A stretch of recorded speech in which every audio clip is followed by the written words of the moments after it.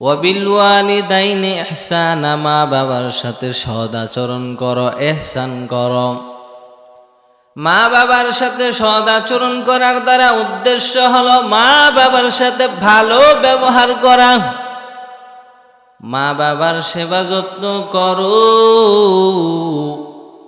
মা বাবার আনুগত্য করো। মা বাবা কি বলে মা বাবার কথা তোমরা শোনো।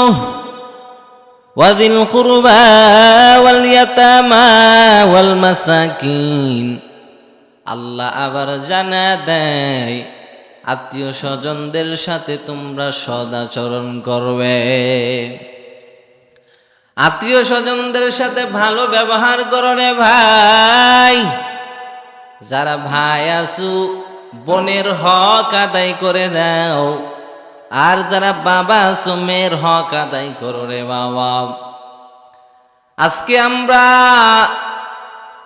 বাবা হইয়া মেয়ের হক মেরে খাই, আছে না নাই? এরে নবীর উম্মতের দল, আমাদের ইসলাম ধর্মের নিয়ম হলো ছেলে পাবে 2 অংশ, মেয়ে পাবে 1 অংশ। কোন বাবা যদি তার মেয়ের হক মেরে খায়, কোন ভাই যদি কোনো বোনের হক মেরে খায়, কাল কিয়ামতের ময়দানে আল্লাহর কাঠগড়ায় দাঁড়াইতে হবে রে বাবা। এরে নবীর উম্মতের দল, ভালো করে শুনে নাও। আজকে অনেক ফুপুরা আছে, অনেক ফুপুরা আজকে ভাইয়ের বাড়িতে আসে না, একটাই রাগ হলো আমার ভাই আমারে আমার ভাগের জমিটা বুঝাই দেয় নাই। এরে নবীর উম্মতের দল, এজন্য বলি ভাই, তোমার 10 বিঘা সম্পদ আছে, তোমার ছেলে মেয়ে সবার মাঝে সুন্দর করে বন্টন করে দাও। তুমি ওসিয়ত করে যাও, আমার মরণের পর আমার সম্পদ যেমন আমার ছেলে ভাগ পাবে, আমার ছেলে সম্পদ যেমন ভাগ পাবে, আমার কন্যাটার কাছেও এই সম্পদের ভাগগুলো তোমরা পৌঁছা দাও। ও বাবা, তুমি জালেম হইও না রে বাবা। ও ভাই, তুমি ভাই হইয়া বোনের উপরে জুলুম করিও না রে ভাই। আজকে ভাইদের কথা হলো, আমার বোন আমাদের বাসায় আসে, খায়, কাপড় চুপড় যা লাগে নিয়ে যায়, এটাই মনে করে বোনের হক আদায় করা হয়ে যায়। কথা বলেন ঠিক কিনা? ভাইরা মনে করে কি যে আমার বোন আমাদের বাড়িতে আসে, খায়, কাপড় চুপড় নিয়ে যায়, এটাই মনে হয় হক আদায় হয়ে গেল। আরে ভাই, আপনার বাবার রেখে যাওয়া 10 বিঘা সম্পদ আপনি একাই মালিক। 10 বিঘা সম্পদ থেকে ছেলে 2 ভাগ পাইলে মেয়ে কয় ভাগ পাবে বলেন? 1 ভাগ পাবে। এটা হক বুঝিয়ে দিতে হবে কি হবে না? এজন্য আল্লাহ তাআলা বললেন ওয়াদিল কুরবা, আত্মীয় স্বজনদের সাথে সদ্ব্যবহার করো। ওয়াল ইয়াতামা, এতিম সন্তানের সাথে ভালো আচরণ করো। এতিম সন্তানকে লালন পালন করার দায়িত্ব বুঝে নাও। এতিম সন্তান যাদের মা নাই বাবা নাই, তাদের মাথায় হাত বুলায়া দাও রে বাবা। তাদেরকে সান্ত্বনা দাও, সান্ত্বনা দাও। এতিম বাচ্চারে কষ্ট দিবার রে ভাই, তাকাইয়া দেখো রে বাবা। আজকে উসমান হাদি নামের আল্লাহর বান্দা দুনিয়ার জমিন ছেড়ে বিদায় নিয়ে নিল রে বাবা। তার সন্তানেরা আজকে ইয়তীম হয়ে গেল রে ভাই। এরে নবীর উম্মত, আমরাও যদি কবরে চলে যাই, আমাদের সন্তানরাও ইয়তীম হয়ে যাবে রে বাবা। এজন্য ইয়তীমদের মাথায় হাত বুলাইয়া দাও, আদর করো। এতিম বড় দামি সম্পদ, এই সম্পদটারে তোমরা নষ্ট করিও না রে ভাই। এতিমের সম্মান করো, এতিমের লালন পালন করো রে ভাই। এরপরে আল্লাহ তাআলা আরো বলেন ওয়াদিল কুরবা ওয়াল ইয়াতামা ওয়াল মাসাকিন মানে যারা ফকির আর মিসকিন এদের সাথেও ভালো ব্যবহার করো, মিসকিনকে খাবার দাও, যারা গরিব মানুষ ঘরে খাবার নাই তাদের খাবারের ব্যবস্থা করে দাও, যারা অসহায় মিসকিন মানুষ যাদের কাপড় নাই কাপড়ের ব্যবস্থা করে দাও। এরে নবীর উম্মত আমার কলিজার যুবক, অভাবী মানুষকে দেখে হাসবা না রে ভাই, অভাবী আর গরিব মানুষের সহযোগিতা করো, কাপড় না থাকলে কাপড় কিনে দাও। আল্লাহ তাআলা আরো বলেন ওয়াকুলু লিন্নাসি হুসনা, আর তুমি মানুষের সাথে ভালো কথা বলো, উত্তম কথা বলো। সুবহানাল্লাহ। মানুষের সাথে কথা বলার সময় মানুষের সাথে কি কথা বলতে হবে? ভালো কথা বলবেন, আপনার কথার ভাষা যেন সুন্দর হয়, আপনার আচরণটা যেন ভালো হয়, আপনার ব্যবহার যেন ভালো হয় রে বাবা। কথার সুরটা যেন ভালো হয়, কথার ভাষাটা যেন নরম হয়, এইভাবে মানুষের সাথে কথা বলবেন।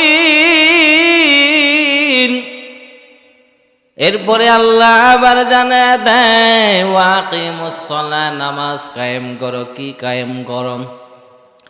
কারণ নামাজ এমন একটা দামি ইবাদত, এই নামাজ ছাড়া বান্দার জান্নাতের দরজা খোলা হবে না। নামাজ পড়ার পাশাপাশি আল্লাহ বললেন ওয়াতুজ যাকাত, এই বান্দা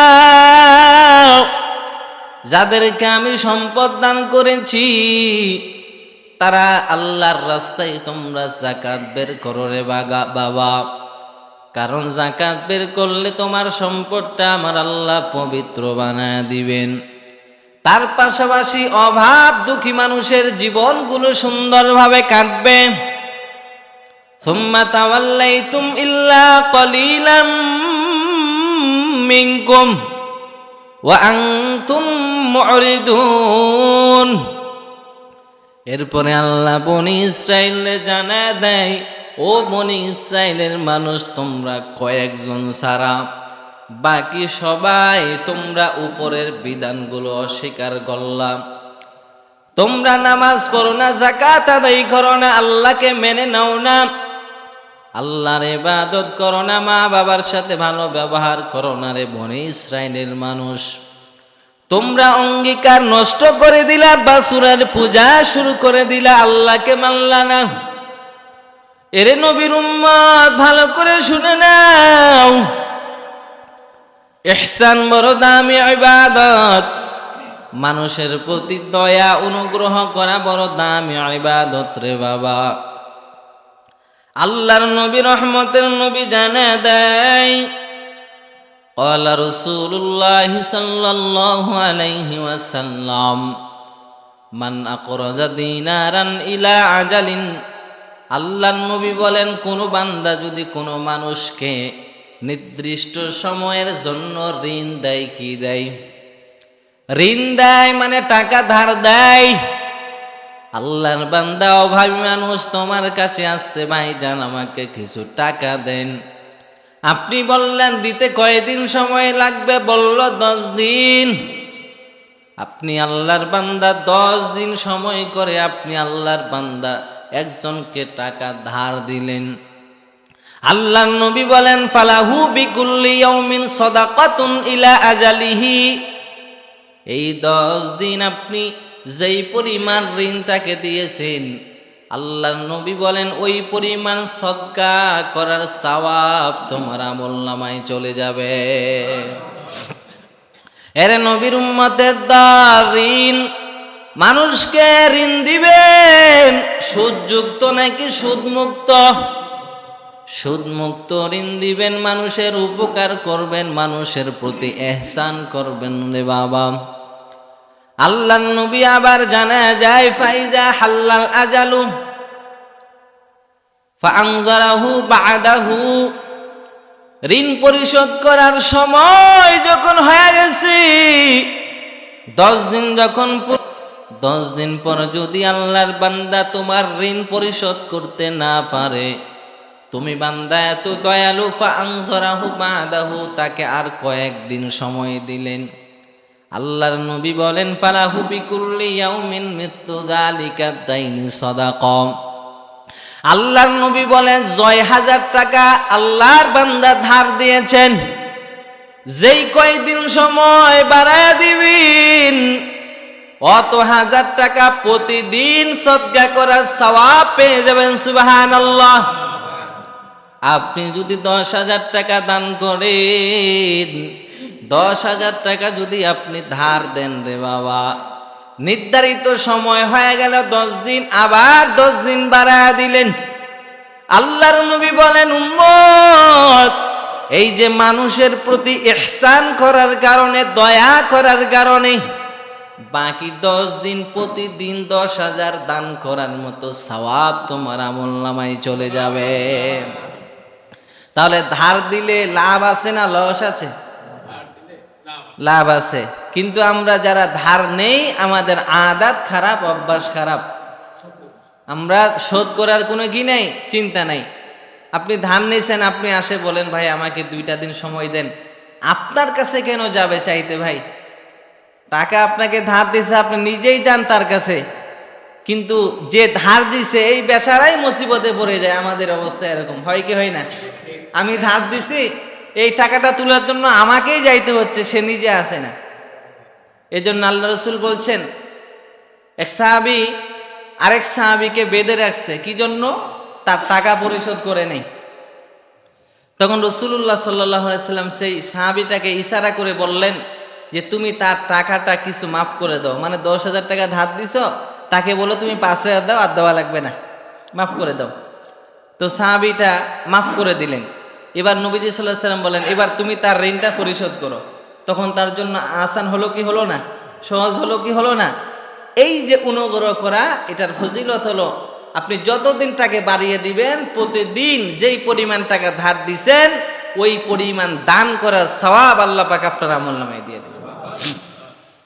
এর নবীর উম্মতের দল, ইহসান বড় দামি জিনিস। আল্লাহর নবীর একজন সাহাবী, আল্লাহর নবীর সাহাবী সাদ্দাদ ইবনে আউস রাদিয়াল্লাহু তাআলা আনহুর বর্ণনা। সাদ্দাদ ইবনে আউস রাদিয়াল্লাহু তাআলা আনহু বলেন, সিনতানে হাফিজতুহুমা আন রাসূলিল্লাহি সাল্লাল্লাহু আলাইহি ওয়াসাল্লাম قال, আল্লাহর নবী রহমতের নবী, দো জাহানের সর্দার নবী মুহাম্মদের কাছে আমি 2টা জিনিস মনে রেখেছি। কয়টা? আমি 2টা জিনিস আমার নবীর থেকে শুনে মুখস্থ করিয়া মনে রাখছি। 1 নাম্বার, ইন্নাল্লাহা কাতাবাল ইহসানা আলা কুল্লি শাইইন। এরে নবীর উম্মতের দল, ভালো করে শুনে নাও, আল্লাহ তাআলা প্রত্যেকটা জিনিসের উপরে ইহসান করার আদেশ করেছেন। কি করেছেন? প্রত্যেকটা জিনিসের উপরে তুমি ইহসান আবশ্যক করে নাও। ফাইযা ক্বাতালতুম ফাআহসিনুল কিতলাহ। যখন বান্দা একটা মানুষ বিচারের মাধ্যমে যাকে হত্যা করার আদেশ করা হবে, হত্যা করার ক্ষেত্রে তুমি ইহসান করো, দয়া করো। যখন তুমি হত্যা করবা, আগে হাত কাটবা, একটু কষ্ট দিবা, পাও কাটবা, একটু কষ্ট দিবা, এমনটা করবা না। একবারে মানুষটাকে যেভাবে মারলে সহজে মরণ হয়, এই মরণ দাও। 2 নাম্বার, ওয়াজবাউ। 2 নাম্বার, 1 নাম্বার নবীজি বললেন ইন্নাল্লাহা কাতাবাল ইহসান আলা কুল্লি শাইইন। ফাইযা ক্বাতালতুম ফাআহসিনুল কাতলাহ। যখন হত্যা করবা, দয়ার সঙ্গে হত্যা করো। 2 নাম্বার, ওয়াইজা যাবাহতুম ফাযবাহুজ যাবহা। আল্লাহর নবী রহমতের নবী বলেন, যখন কোনো প্রাণীকে তোমরা জবাই করবা, কষ্ট দিবা না রে বাবা। হাত পাও ভালো করে বাঁধবা, নরম ভাবে। কষ্ট দিয়ে তাকে আঘাত করবা না, ভালোভাবে তাকে জবাই করো, ছুরিটা ভালো করে ধার করে নাও। আল্লাহর নবী বলেন ওয়াল ইউহিদ্দা আহাদুকুম শাফরাতাহু, তোমাদের ছুরিটা যেন ধারালো ছুরি হয়, তোমাদের ছুরিটা তোমরা ধার করে নাও, এরপরে তোমরা পশুটারে জবাই করো রে বাবা। এরে নবীর উম্মতের দল, ভালো করে শুনে নাও। একজন সাহাবী ছাগলের মাথার উপরে ঘাড়ের মধ্যে একটা পাও দিয়ে চাপ ধরে রাখছেন, আর এক পার্শ্বে ছুরি ধার দিচ্ছেন। আল্লাহর নবী যখন এমন অবস্থা দেখলেন, এবার রহমতের নবী ওই সাহাবীটাকে বললেন, তোমার জন্য ধ্বংস অনিবার্য। ও সাহাবী, তুমি কি এই ছাগলটাকে দুইবার মারবা নাকি? তুমি ছাগলটাকে জবাই করার জন্য আগেই কেন ছুরি ধার দিলা না? এক পা দিয়ে তুমি ছাগলটারে চেপে ধরছো, আর অন্য হাত দিয়ে তুমি ছুরি ধার করো রে বাবা। এজন্য ছাগল জবাই করার আগে ছুরিটা ভালো করে ধার দেওয়ার হুকুম করেছেন কে? আমার মায়ার নবী রাহমাতাল লিল আলামিন। আব্দুল্লাহ ইবনে উমর রাদিয়াল্লাহু তাআলা আনহু বলেন, রে বাবা, তোমরা যখন কোনো ছাগলকে জবাই করবা, একটা ছাগলের সামনে আর একটা ছাগলকে জবাই করবা না। যদি একটা ছাগলকে একটা ছাগলের সামনে জবাই দেওয়া নিষেধ হয়, তাহলে একটা গরুকে একটা গরুর সামনে জবাই দেওয়া কেমনে ভালো হয়? এক নাম্বার কথা হলো, একটা ছাগলকে আর একটা ছাগলের সামনে জবাই না করার উদ্দেশ্য হলো যেন ওই ছাগলটা আগেই ভয় পেয়ে না যায়। কথা বুঝাইতে পারলাম? একটা ছাগলের সামনে আরেকটা ছাগলকে তোমরা কি করিও না? জবাই করিও না, আড়ালে করো, লুকাই করো।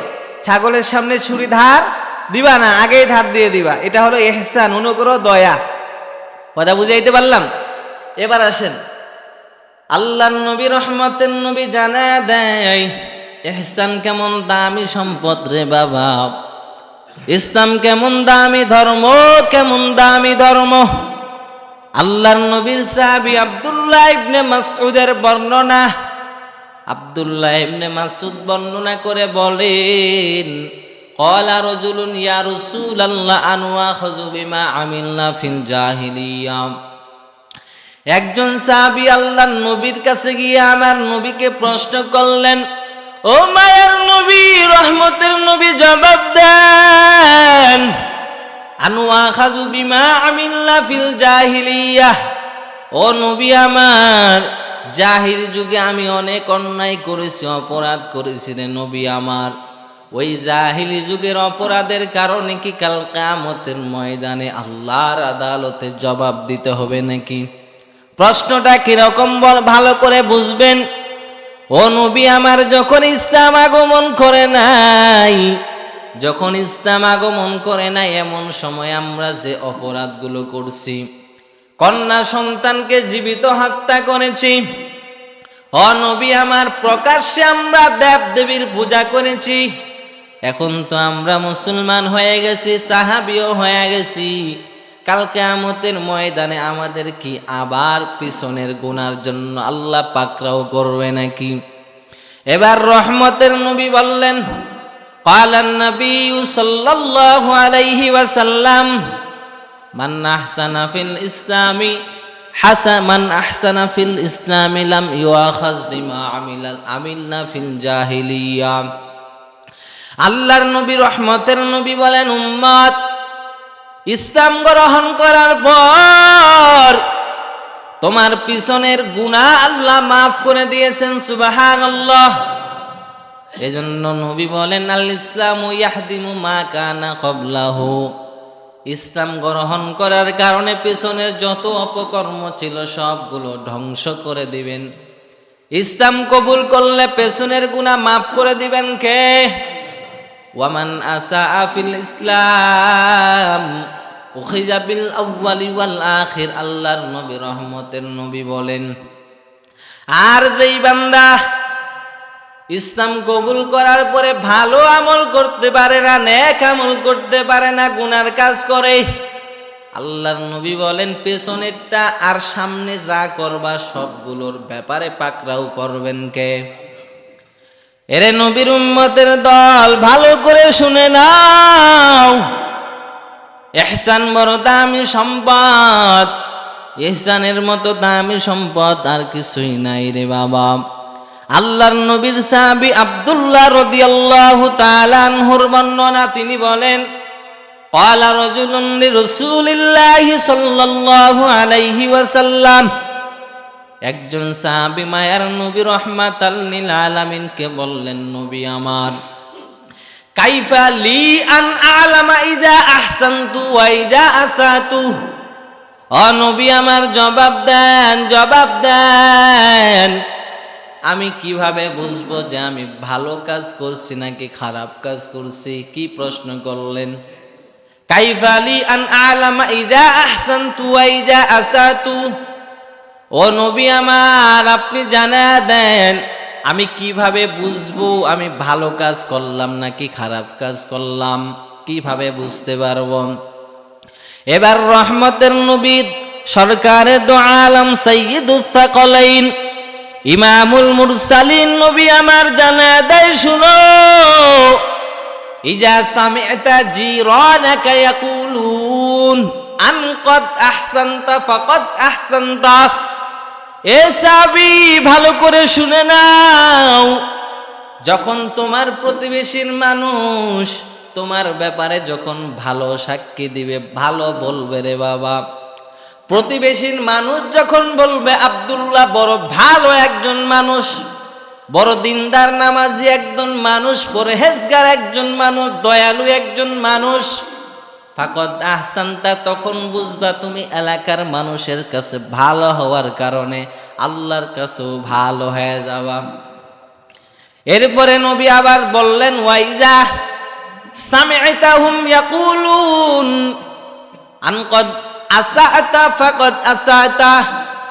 আল্লাহর নবী বলেন, তোমার প্রতিবেশী যদি তোমার ব্যাপারে খারাপ কথা বলে, তাহলে বুঝবে আল্লাহর কাছেও তুমি খারাপ হয়ে গেলা, তুমি খারাপ কাজ করলা রে বাবা।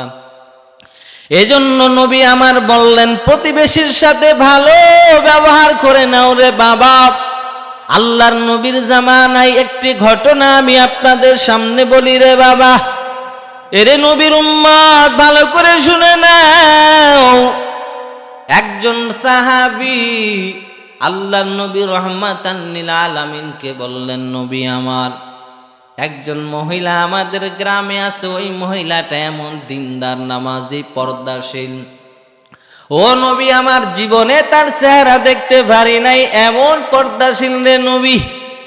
শুধু তাই না রে নবী, এই মহিলাটা এমন নামাজি, 5 ওয়াক্ত নামাজ জীবনে ছাড়ে নাই।